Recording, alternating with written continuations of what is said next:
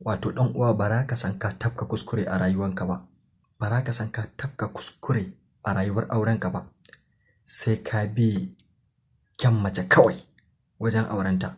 Wallahi a nan ne za ka san da cewa ka yi kuskure a rayuwarka, a nan ne za ka san da cewa ka cutar da rayuwarka, ka cutar da gobenka da goben 'ya'yanka. In dai iya kyanta kawai ka duba, baka duba ɗabi'anta ba, baka duba halinta ba, baka duba gidansu ba, kawai kaga kyanta ne kawai.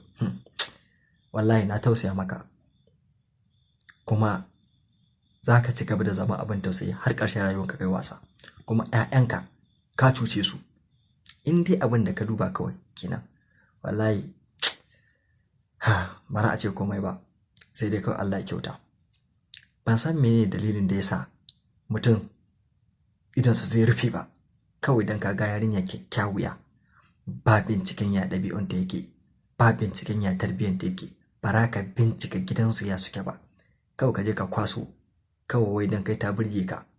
Daga nan kuma mutum ya je ɗauko ya je dasa ta a gidansa shikenan. Daga nan kuma zai san da cewa ya rusa rayuwarsa. Kana tsoro ka sake ta, baka da kuɗin zaka sake yin wani auren, ko kuma kana da kuɗin zaka sake yin auren amma kuma soyayya ya riga ya kafu a cikin zuciyarka, ka yaudari kanka, baka san ta ya zaka rabu da ita ba, kai kuma baka cikin farin ciki. 'Ya'yanka ba tarbiyya, ba karatu, ba ɗabi'a, ba ɗa'a. Haba ɗan uwa, ya kamata a yi nazari.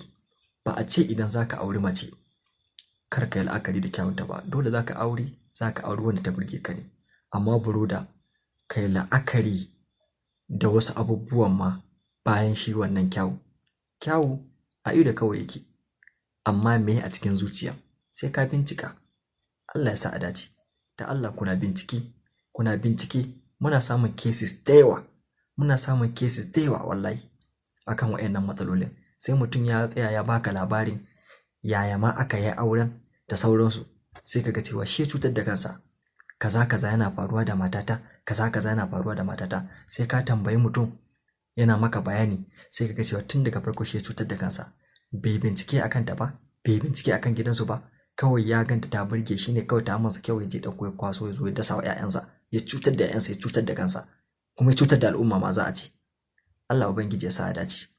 Da Allah ku share wannan videos din, kuna yi mana sharing saboda akwai bukatan wasu 'yan uwa masu amfana, musamman wanda ba su samu sun yi aure ba. Mutum ya hankalta, ya san wani irin mace zai auro wa rayuwarsa, domin goben 'ya'yansa, domin gobensa shi ɗin kansa, da kuma farin cikin rayuwarsa.